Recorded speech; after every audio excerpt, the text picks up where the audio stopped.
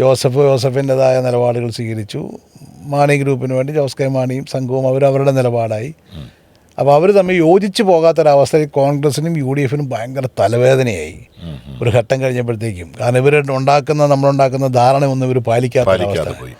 അങ്ങനെ ഒരു അവസരത്തിൽ അവസാനം തൽക്കാലത്തേക്ക് മാണി ഗ്രൂപ്പിന് അടുത്ത പ്രാവശ്യത്തെ യു ഡി എഫ് യോഗത്തിന് അടുത്ത പ്രാവശ്യം ഇത് ഒരു ജില്ലാ പഞ്ചായത്തിൻ്റെ ഒരു ധാരണയെ തെറ്റിച്ചതുമായി ബന്ധപ്പെട്ട അടുത്ത യോഗത്തിൽ വിളിക്കുകയില്ല എന്നിങ്ങനെ ഒരു വാക്ക് പറഞ്ഞു പോയി എന്നുള്ളതേ ഉള്ളൂ.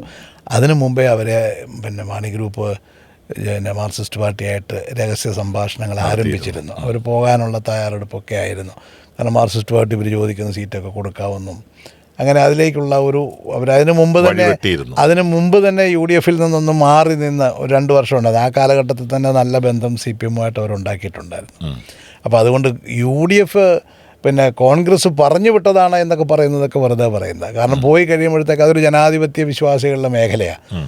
സ്വാഭാവികമായിട്ടും കേരള കോൺഗ്രസിൽ നിന്ന് അല്ലെങ്കിൽ യു ഡി എഫിൽ നിന്ന് പോയി എന്ന് പറയുമ്പോൾ അവർക്കതൊരു പ്രശ്നമാണ്.